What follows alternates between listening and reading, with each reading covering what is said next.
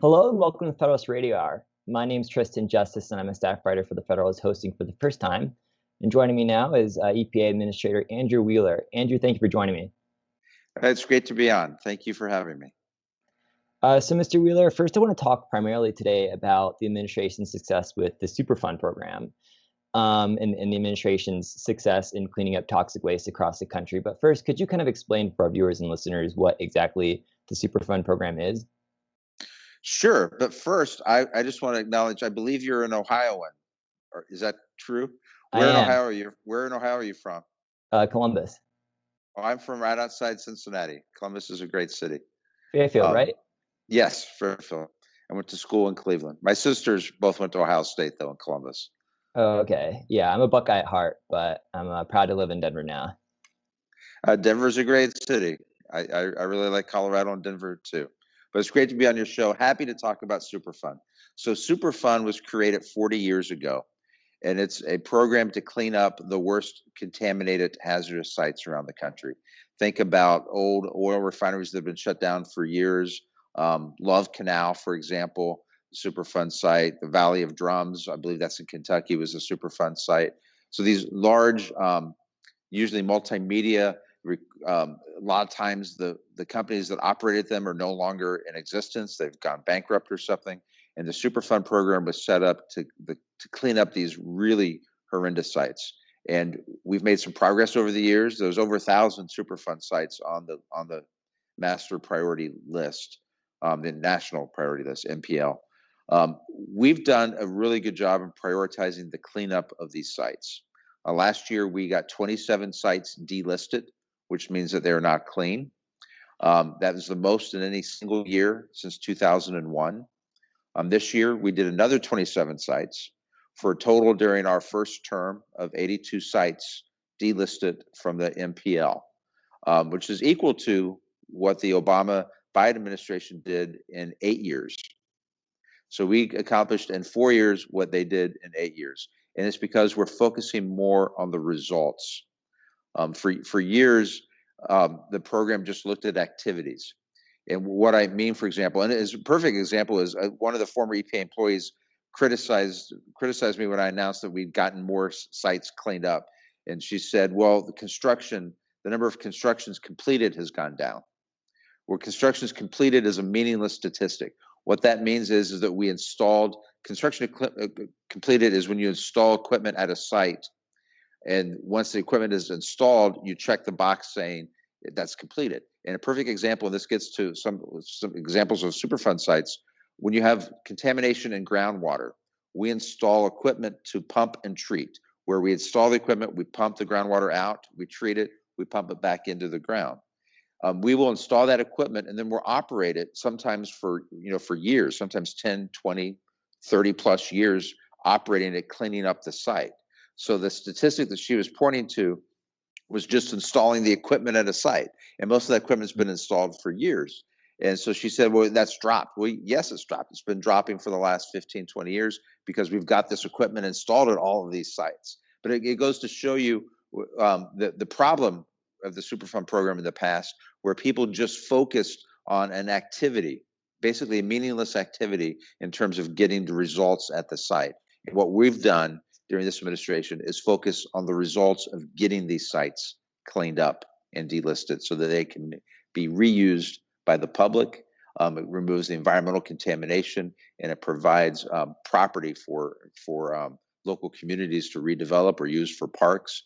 I toured a Superfund site last year outside of Colorado, Rocky Flats and Rocky Arsenal. They're now both run as national wildlife refuges. And sometimes I confuse the two. The Rocky Flats just opened as a national wildlife refuge last year, actually 2 years ago now.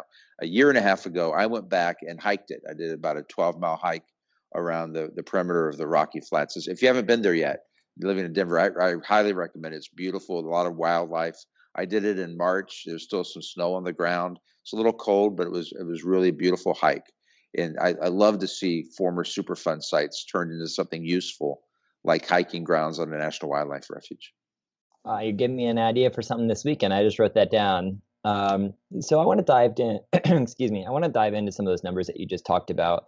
I was Sure. coming through the data on this last night, and this is really the Superfund sites, for all the grief that the EPA gets from environmental activists and liberal groups. This seems to be one area that there's a lot of praise from all sides on. In the late 1990s, the Superfund site averaged 87 cleanups a year. Under the Bush administration, it was about an average of 40 in the first 6 years. Under Obama, there was only 20 in the first year. There was only eight. There was only 8 in 2014. So, I mean, for years, this has just been a steady decline. And now under the Trump administration, sites that are being taken off the list, there were 7 in 2017 that just skyrocketed to 22 in 2018, and then 27 in 2019. Like you said, it's the highest single total of sites that were removed from the list in about 20 years. So what do you think? What do you say is the primary factor that's driving this success?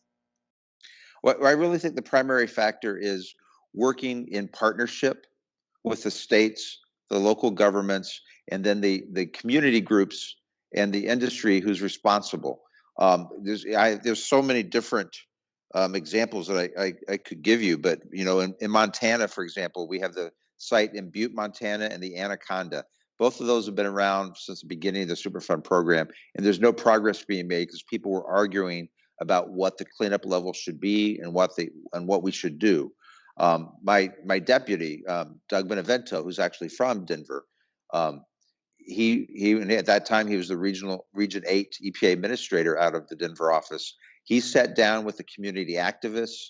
He sat down with the community leaders, the elected officials in Butte, Montana, and he sat down with representatives of the company that was responsible for the pollution, and they worked out a deal, and it's now been signed, and we've got the cleanup has started, and it's going to take 4 or 5 more years to get it finished. But we did that at sites all across the country. In Pueblo, Colorado, which is a site with lead contamination in the soil in a low-income neighborhood. And that was supposed to be cleaned up. It's supposed to take 12 to 14 years to get that site cleaned up. And when that was brought to me in 2018, when I was a deputy administrator, I said, that's too long because there's children living in these houses playing in the dirt with the lead contamination. So we took funding from some other sites that were stable and in good shape, and we put it to Pueblo, Colorado, because that's where people are actually living on top of the site. And that's now going to be all that lead contaminated soil will be gone by 2022. So we're getting it done in 3 years instead of the 12 to 14 years, which means a couple of generations of children will not have to play in lead contaminated soil. So we're reprioritizing. We're focusing on what the real environmental impacts are to where people live to get those sites cleaned up. And we're working with the community groups in the industry. We're bringing them to the table. We're working out the differences instead of letting them play it out in court for years, because that was a problem for the Superfund for years. And I think the Obama administration fell into that, where they would propose a very draconian cleanup standard or measure, and they would be fighting from the companies or responsible parties, and they would take it to court, and the sites would sit there for years without getting cleaned up. So we also created what's called the Administrator's Emphasis List, which is a rotating list where we put anywhere from a dozen to 24 sites on the list for extra attention. And the criteria that I developed for what goes onto that list are these sites that are representative of other sites, either geographically or by waste or by type of facility? And are these sites where there's a recalcitrant party that's just not moving forward, and we put pressure there? And I believe that by doing that, it's showing other sites around the country and other parties that we're serious about getting these cleaned up. And we've had more and more parties come to us and say, let's work out a deal. Let's reach agreement on what the cleanup is, and let's just get this done. And that's really been very successful over the last 3 years. Yeah, I was really surprised to read about what was happening in Butte, Montana, because that's one of the few sites that I've actually been to and visited before. It was I went up there on a road trip in 2016, and I visited a friend in Butte, and it was almost like it was the first like tourist attraction he showed me, the Berkeley Pit. It was just this Yes. monstrous pit of just waste. And when did cleanup on that actually start? Well, it's starting this year, and we're getting it done because we have an agreement now with the responsible party. I was there too. I mean, you're right. I was shocked that it's a tourist attraction. There's an overlook And you know exactly what I'm talking about. There's an overlook that you go to and while we were there were other tourists there. I mean, there was some, mining that took place in the 1800s that, created this site. And that Berkeley Pit, it's kind of surreal. The color of the pit, I have to say, was beautiful, but it's beautiful because of the toxic chemicals in it, and it's deadly for any waterfowl that land in that pit. So it actually does attract wildlife, even though it's absolutely deadly. And I can understand why they'd be attracted because of the vibrant colors in the pit. So it absolutely needs to get cleaned up. And it just sat there for the last 20, 30 years. I was the first EPA administrator since the late 90s to visit both of those sites in Montana. And I went to both of them a year and a half ago. And I thought it was important for me to be there. And I met with the community activists at both sites.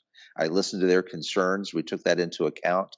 We've been holding regular meetings with the people who live there to make sure that they're on board and they agree with the cleanup standards that we're putting in place at both of the sites. Now, some of the critics of the program have kind of charged that the Trump administration is merely just completing Obama's work. What do you say to those people? That's not true. I mean, some of these sites obviously take years to get completed. And you can go back and you can nitpick over statistics from any administration.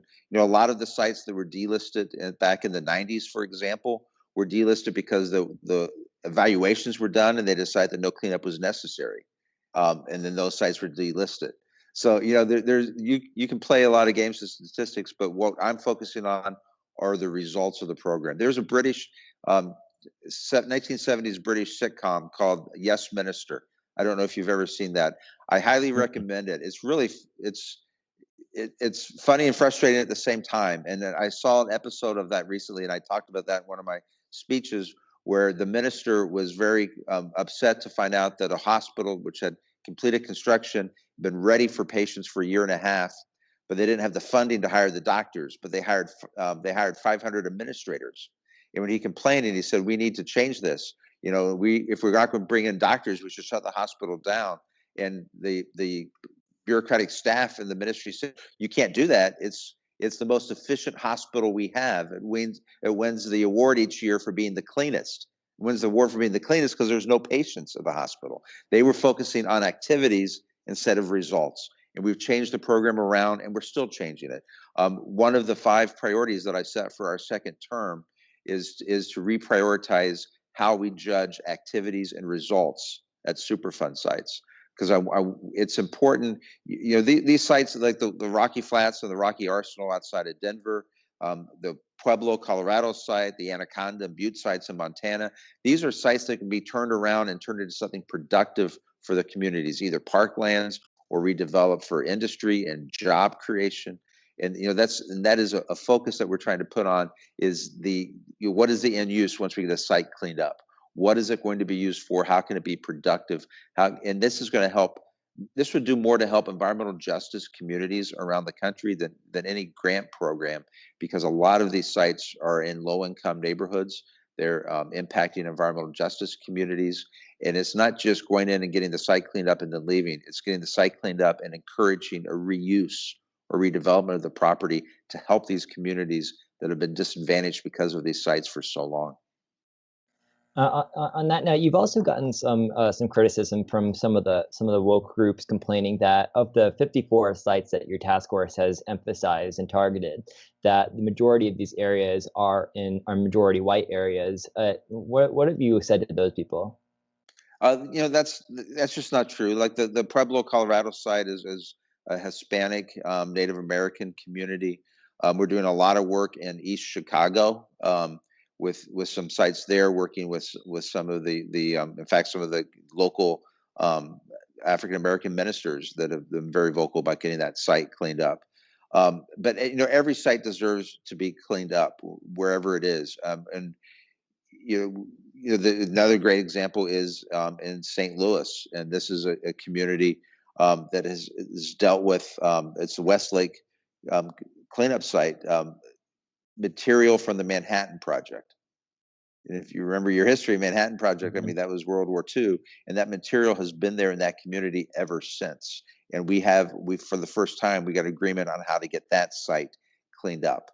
So no, we aren't just focusing on neighborhoods predominantly white. We're focusing on all neighborhoods, and we're focusing on the sites where people are living today and where it's impacting their lives. Are you concerned about the budgetary shortfalls that the fund now faces? I was going through some of the numbers on this too. The taxes that financed the program, which were on these energy and polluting corporations, they expired. And when they expired in the 90s, they ran out. That the fund pretty much ran out of money by 2003. So now it depends on money that's allocated from Congress. Last year, it got $1 billion in the budget, which was down from $4 billion in the 1990s. And now the fund is facing even greater cuts next year. Are you worried about how the administration's work can continue in this area with so little money? No, actually, the money that the Superfund program is spending has been it's been flat for a number of years, going back to the Bush administration. But we have focused, and we've actually increased the amount of we've gone after it through enforcement actions, and we've increased the amount of money we've collected from responsible parties from industry. That number has actually gone up over the last 2 years. We want to make sure that the parties who are responsible for this contamination pay for the cleanup, and our numbers there have gone up, and that's not factored into the Superfund budget that Congress appropriates. You're right, though, that the Superfund tax expired back in the 90s, and Congress has never re-upped the tax. There's a lot of complaints at the time that the tax was on the wrong industries. I think it was like 60% of the tax came from the oil and gas industry, and a lot of the problems involve other industrial sectors. But another area, to go back to your previous question too, but also fits right in on the funding. We received a large settlement from a company called Tronox on uranium mining out in the Navajo Nation. And that trust fund, it was set up about 10 years ago, and we haven't spent that much money in the trust fund. It's been kind of languishing. So what we did this summer was create a new office that is actually at this point headquartered right outside of Denver, and I'm blanking on the name. It's the federal building outside of Denver, and it's an office focusing on deserts, plains. Actually, the name of the office is Mountains, Deserts, and Plains. And it's going to work over a number of EPA regions. And one of the main focuses, and it's located in Lakewood, Colorado, one of the main focuses that they have on their to-do list is to use that Tronox funding that we received to clean up these contaminated mine sites in the Navajo Nation, which is certainly one of the poorest Native American communities in the country, and that goes to environmental justice, absolutely. And that we're now focusing for the first time on getting those sites cleaned up. Do you see any reason why Congress might need to reintroduce the taxes that expired 20 years ago? I don't know that it's necessary. We have funding to get these sites cleaned up. We've increased the amount of money we're getting from companies through litigation. And we do have quite a bit in our trust funds that we are using that has just kind of languished for years, that we are now focusing on getting spent to get this contamination cleaned up. I mean, I'm not going to, I'm not in a position to advocate for or against Congress imposing, new taxes. I'm a fiscal conservative, so I kind of shy away from any new taxes. I think there's probably enough money in the federal budget to fund the cleanups. Maybe it needs to be reappropriated from other programs, but I think the federal government collects more than enough money to fund the programs that the federal government should be doing. Are you optimistic about the future of the program? Oh, I am, absolutely. We are, the head of the Superfund program is a career employee, just retired this summer. He's a good man. We're looking to hire a new person. That job search is going on right now. And I think we're bringing in some additional new people into the program, and there's a lot of people who are excited about it. And there's a lot of things that are going on in the private sector. I was just, it's not a Superfund site, but I was just at a refinery outside of Philadelphia yesterday, the PES refinery that had a huge explosion last year and closed.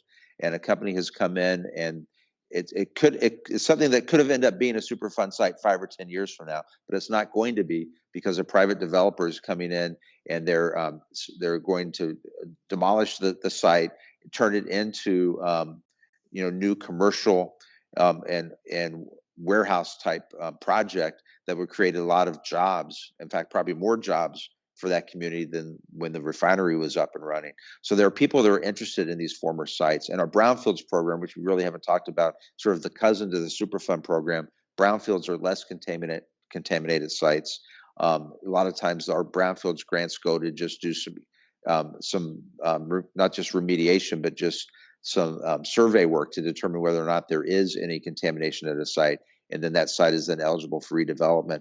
And I've been traveling the country visiting brownfield sites everywhere, and it's really inspiring. There's one in Springfield, Missouri, where they turned an old movie theater into a museum. As a really good exhibit on Route 66. If you're ever out in Springfield, I recommend you stop by that museum. And I was at one in Harrisburg, Pennsylvania, where they're taking an old Art Deco styled newspaper building. The newspaper unfortunately shuttered. They're turning it into a hotel. And at the old Pullman, the old Pullman facility down outside of Atlanta, where actually is used as a movie set for the Hunger Games and for Baby Driver and a few other movies. They're now turning that in its old brick buildings and brick facades. They're turning it into mixed use hotel apartments. It's really encouraging to see some of these former brownfield sites and some of the Superfund sites being revitalized for the first time. And that's something that our administration is really focused on, that the prior administration really didn't. So you're pretty optimistic about the future of the program, and there's a lot of reason to be for the reasons that you just laid out, especially since given looking at in the last 4 years, it's been heading in the right direction. But to be frank, we're 3 weeks now from an election, possibly 3 months away from the end of the Trump administration. What advice would you give the next incoming administration if Biden were to take office next year? Well, I don't think that's going to happen. I watched the town hall meetings last night, and I think President Trump is in good position, and I certainly intend to stay here for a few more years. But in addition to the work that we've done, for example, on Superfund, we have really focused on changing some of the internal processes and procedures here at the agency. We implemented what's called the Toyota system, or the lean management system is really the technical name for it, where a perfect example is permitting. So at the beginning of this administration, President Trump said he wanted all federal permits to be done within 2 years. And my predecessor, Scott Pruitt, said he wanted all EPA permits to be done within 6 months. We found out that the EPA wasn't even tracking how long it took to do a permit. You can't improve a process unless you at least track how long the process takes. Mm-hmm. Juxtapose that to the Obama-Biden administration with what they did on the stimulus package in 2009. Vice President Biden went to they talked about shovel-ready projects, and he went to a bridge in Pennsylvania and announced that they're going to get this bridge rebuilt. And then he found out during the press conference that no, actually it's not ready. The permits weren't ready. It's going to take months to get that ready. And they didn't do anything. For 8 years, they didn't do anything to improve the permitting process of the federal government. This year, President Trump changed the NEPA regulations, which is the National Environmental Protection Act, to make sure that all federal permits going forward will get done within 2 years. We have the mechanisms in place to do that. We've changed that now here at EPA, so our permits are getting done. We've decreased our backlog over 65%, or now within 6 months. So I would say for any administration that follows, 5 years from now, I would say that they should build off of the process changes that we have done here at the agency to better serve the American people. And one of the things that we're going to work on in the second term next year is working with the states on how long they take to process permits. Because right now, most environmental permits are done by the states. So we want to focus on working with the states so that they speed up how long they take. We got the Empire State Building was built in 2 years. We should be able to get a federal permit done within 2 years. If you could have built the Empire State Building in 2 years, I think the Hoover Dam took 4 years to build. Today, those permits would take 10 plus years, prior to this administration. Now we would get it done within 2.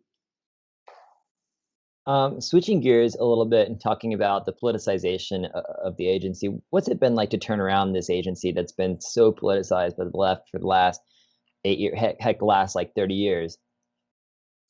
It has been politicized, and I've tried to turn that around. And we have some very dedicated career staff. Some of the people that have left the agency, I think, were more politicized. The person I referenced earlier in the Superfund program who left and criticized me, and she actually made my point on the Superfund program when she looked at just the construction completed. So there is a lot of politicization. I've tried to keep that down. Occasionally I just get pulled into it. For example, with California this year, when Governor Newsom announced that he wanted to do all electric vehicles by 2035, that's just not feasible at this point in time, particularly when they can't even keep their lights on this year.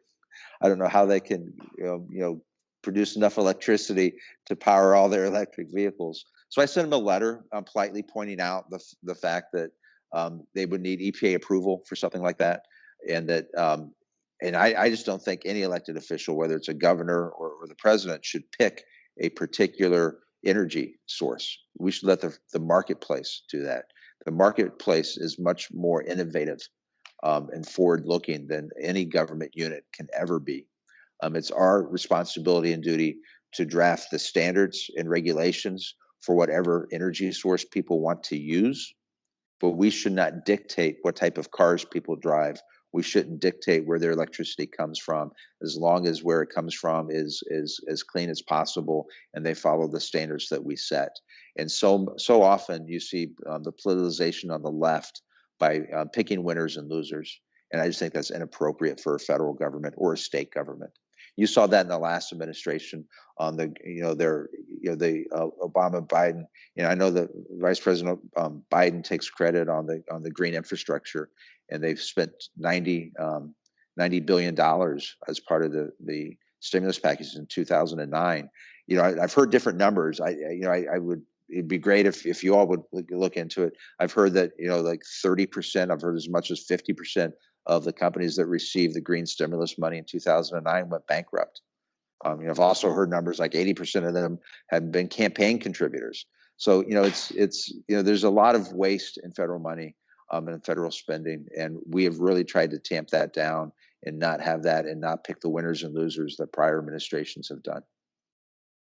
And one last question, just off that. Joe Biden made the same promise last night during the ABC town hall, picking up that year 2035. Joe Biden said he wants to get the country to net zero emissions by 2035. That's the same year that Gavin Newsom signed in California. That's 15 years out. Is that possible? Where do you think they're getting that number? It's great to have aspirational goals, but that number's not feasible. There's a lot of, and the federal government also has a role in helping fund technology innovation as far as grants and money to researchers, and that should continue. We need to do a lot more on battery storage in this country before we can get to net zero emissions. And as I like to point out, though, there are positives and negatives for every source of energy, including renewables. The only one I don't know a negative for would be geothermal. And if geothermal energy was more widely spread, we might see some negatives. But on the solar panel side, the rare earth minerals that go into producing the solar panels, and then the question that we really haven't addressed as a society yet is, what do you do with all the solar panels once their lifespan is over? Because you're dealing with some hazardous materials. Are you going to create a bunch of new Superfund sites around the country in municipal solid waste facilities? How are we going to dispose of those? On the wind side, it's unquestioned that they have a negative impact on birds and bats and other wildlife. I'm not saying we shouldn't have wind or solar. I think we should, but we need to be realistic, and we need to acknowledge the pluses and minuses. There are pluses and minuses for coal. Coal does produce waste, but it's also very cheap and it's reliable. Same with oil and natural gas and hydro. I mean, hydro is, has some incredible positives, but it also has negatives as well as far as impact on rivers and fish. Nuclear is the cleanest of the, what you would say the renewable energy sources are. You do have some uranium issues, and you do have the disposal of the waste, although I think we've proven, and I think other countries have proven, that you can safely dispose and store the waste from nuclear power. But so as far as Vice President Biden's zero emissions by 2035, it's just, I don't think it's possible. I mean, I think we should, as a society, we should strive for that. But I guess the devil's in the details on how he would implement that. And I'm very concerned about the Green New Deal. I'm concerned about the taxes involved with that. I heard him last night talk about fracking, and I've heard him talk about fracking multiple times, and every time it seems a little different. So I'm not sure what his, I know what he said last night, but you don't have to ban something if you regulate it to death. And the Obama administration was regulating it to death. So you can say, I'm not going to ban it, but you can put enough policies in place where it's not feasible to do it. And right now, the natural gas coming out of Pennsylvania is much cleaner and produced in a much more environmentally friendly manner than natural gas anywhere else in other countries.